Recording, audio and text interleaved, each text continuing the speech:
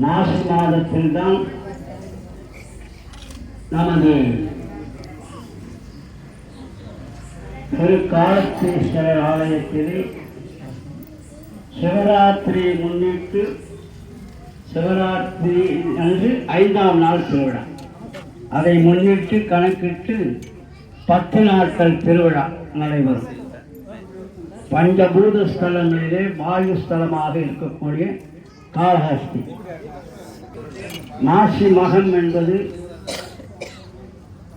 மகத்திற்கு முக்கியமானது. கும்பகோணம் கும்பேஸ்வரர் கோவில், காசி விஸ்வநாதர் விசாலாட்சி கோவில்லாம் மாசி மகத்தன்று தீர்த்தவாதி என்று சொல்லக்கூடிய அந்த ஆலயத்திலிருந்து சுவாமிகள் திருசூலத்தெல்லாம் கொண்டு வந்து அந்தந்த ஆத்தங்கரை, குளக்கரை, காவேரி போன்ற இடங்கள்லாம் இன்றைய மாசி மகத்துக்கு தீர்த்தவாரி உற்சவம் என்று நடைபெறும். அந்த தீர்த்தவாரி உற்சவங்கள் நடைபெறும் போது எல்லோரும் அந்த தீர்த்தத்தில் நீராடி, இந்த மாசி மகம் என்பது கும்பகோணத்தில் மிகவும் சிறப்பு வாய்ந்தது. மாமாங்க குளம் இருக்கு. அந்த குளத்துல எல்லாம் தீர்த்தவாரி ஆகும்போது எல்லாரும் நீராடுவாங்க. அதே போல இந்த மாசி மகத்திற்கு மகா சிவராத்திரி முக்கியமானது, மாசி மகம் முக்கியமானது. பௌர்ணமியிலே மாசி மாதம் பௌர்ணமி மிகவும் சிறந்தது. ஒளிமயமான எதிர்காலம், முழு நிலவு. அப்படி இந்த முழு நிலவை இன்றைய தினம் நாம் தரிசனம் செய்ய வேண்டும். மேலே ஆகாசத்தை பார்த்து சந்திரனை தரிசனம் பண்ணணும். சந்திர தரிசனம் தான் முக்கியம். வாழ்க்கைக்கு சூரியனும் சந்திரனும் நமது ஜாதகத்தில் சரியாக இருந்தால் எல்லா விதமான நிகழ்ச்சியும் சுபமாக நடைபெறும். அப்படி இந்த தினம் நம்ம ஆகாயத்தை பார்க்கணும், நட்சத்திரங்களை பார்க்கணும், ஆகாயத்தை பார்க்கணும். பூமியில் இருக்கு நம்ம பார்க்குற மாதிரி ஆகாசத்தை பார்த்து ரொம்ப பேர் யாரும் பார்க்க முடியாது. அதனால இந்த ஆகாசத்தை பார்க்கணும். தினமும் சந்திர பகவான், நட்சத்திரங்கள் இதெல்லாம் பார்க்கணும்.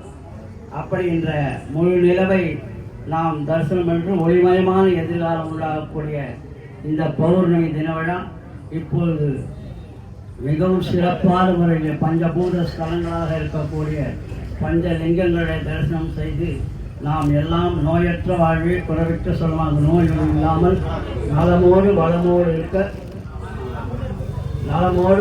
இருக்க எல்லாம் வல்ல சொர்ணாம்பிகாசமேத அகஸ்தீஸ்வரர் திருக்கோவில் வைகாசி மாதத்திலிருந்து நாம் இந்த கிரிவலம் நடைபெற்றது 10 மாதம் ஆகிவிட்டோம். அந்த 10 மாதத்தில் நாம் இந்த கிரிவலம் ஆரம்பித்த பிறகு எத்தனையோ கோவில், எல்லா கோவிலும் இந்த மாதிரி ஆரம்பிச்சிருக்காங்க. திருமயிலிருந்து தஞ்சாவூர் பிரகதீஸ்வரர் கோவில் வரை எல்லா இடத்துலையும் ஒரு 10-15 கோவிலுக்கு இந்த கிரிவலம் துவங்கி இருக்கிறது. நம்முடைய அகத்தீஸ்வரர் முதல் துவங்கினார். அதிலிருந்து எல்லா ஆலயங்களிலும் இதுபோல் இந்த கிரிவலம் என்பது துவங்கப்பட்டுள்ளது. அப்படி இந்த கிரிவலம் இந்த இரவு நேரத்திலே சிவபெருமானை நாம் நினைத்து சிவ சிவ என்கிற சிவகதிதானே என்பது சிவபுராணத்தை பாராயணம் செய்ய வேண்டும். இந்த இரவு நேரத்தில் நாம் வெளியில் அப்படி வந்தாலே இந்த காற்று பார்த்தாலே நமக்கு ரொம்ப உடலுக்கு ஆரோக்கியம். ஆகையினால இந்த கிரிவலம் மிகவும் சிறப்பு வாய்ந்தது.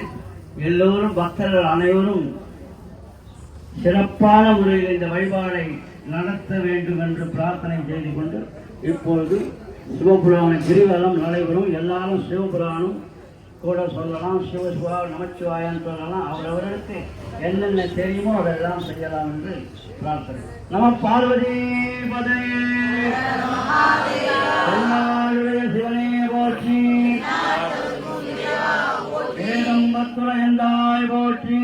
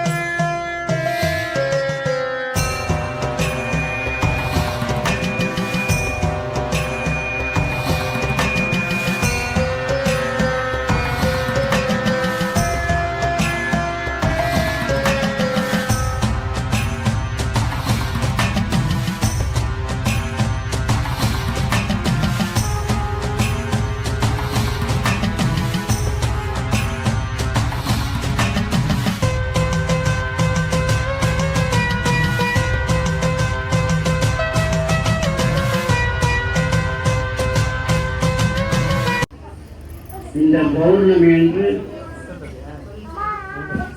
இதற்கு முக்கியமானது மாசி மாதத்துக்கு திருச்செந்தூரிலே 10 நாட்கள் திருவிழா.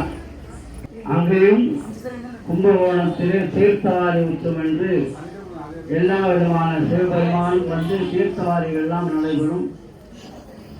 திருச்செந்தூரிலே 10 நாட்கள் திருவிழா நடந்து தீர்த்தவாரி உற்சவம் எல்லா சாமிகளும் வைத்து சூலங்கள் திருசூலங்களை வைத்து தீர்த்தவாரி என்று அந்த குளக்கரையிலே ஆற்றல் நடையிலே எல்லாம் தீர்த்தவாரி உற்சவம் நடைபெறும். அப்போது எல்லோரும் அதிலே மூழ்கி ஸ்நானம் செய்வார்கள். பக்தர்கள் எல்லாம் அதிலே ஸ்நானம் செய்து அவரவர்கள் என்ன நினைக்கிறார்களோ நினைக்கக்கூடிய ஒரு நேரம் இந்த பௌர்ணமி. அவ்வளவு சிறப்பு வாய்ந்தது. மாசி மாதத்தில் சிவபெருமான் வழிபாடுக்கும் முருகப்பெருமான் வழிபாடுக்கும் அதிலே முருகப்பெருமான் திருச்செந்தூருக்கு மிகவும் சிறப்பு வாய்ந்தது. எனவே நமது வில்லிவாக்கம் கிரிவலம் மிகவும் சிறப்பான முறையில் நடைபெற்றுக் கொண்டிருக்கிறது. இன்னும் எவ்வளவு கோவில்கள் செய்திருக்கிறார்கள். இன்னும் சில பேர்லாம் செய்ய அவர்கள் யோஜனை செய்து கொண்டிருக்கிறார்கள். இந்த கிரிவலம் என்பது மிகவும் சிறப்பு வாய்ந்தது. எல்லோரும் நலமாக இருக்க பிரார்த்தனை. நம பார்வதி பதே சிவனே போற்றி. சிதம்பரம் சிவசிதம்பரம்.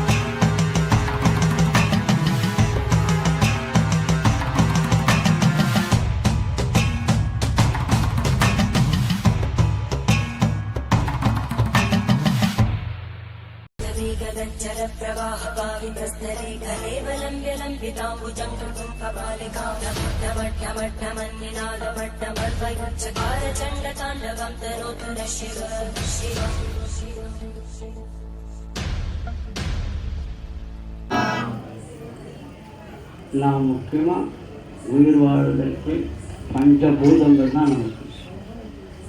நீர், நெருப்பு, ஆகாசம், பூமி, காற்று.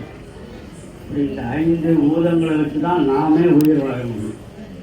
அப்படி 5 பூதங்களாக 5 சிவபெருமானை நாம் இன்று அலங்காரம் செய்திருக்கிறோம்.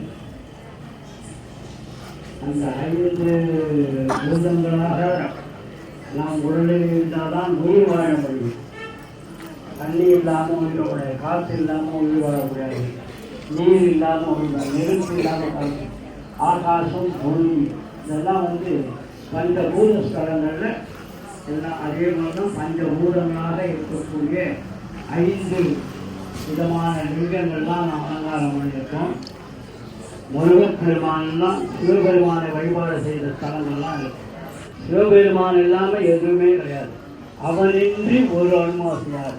பஞ்சாட்சரம், ஓம் நம சிவாய எல்லாமே 5 நிறங்கள் உடையவன் சிவபெருமான். 5 நாமங்களை உடையவன் சிவபெருமான். அப்பஞ்ச பூதங்கள் 5 பூதங்களை உடையவன் சிவபெருமான். அப்படி சிவன்தான் எல்லாருக்குமே தலைவன். அவனின்றி ஒரு அருளும் அசையாது. அவன் அருள் இல்லையே ஒன்றும் செய்ய முடியாது. அப்படி நகரக்கூட முடியாது. அப்படி இருக்கக்கூடிய இந்த சிவபெருமானுடைய பௌர்ணமி கிரிவல வழிபாடு மிகவும் சிறப்பான முறையிலே நடைபெற்று கொண்டிருக்கிறது. அதே போல எல்லா ஆலயங்களிலும் மாதம் ஒவ்வொரு ஆலயத்தில் இங்கே நடந்தது கிரிவலம், அங்கே நடந்ததுன்னு சொல்லிட்டு இருக்காங்க. அதுபோல் எவ்வளோ 10-15 கோயில் மேலே இப்போ இந்த மாதாந்திர கிரிவலம் நடைபெற்று கொண்டிருக்கிறது. இதே போல் இன்னும் நிறைய பக்தர்களெல்லாம் நம்ம வேண்டதை கண்டிப்பாக நடக்கும். அகத்தீஸ்வர பெருமான் நடத்தி கொடுப்பார். நம்ம பார்வதி பதையே சிவனே போற்றி. சிதம்பரம்.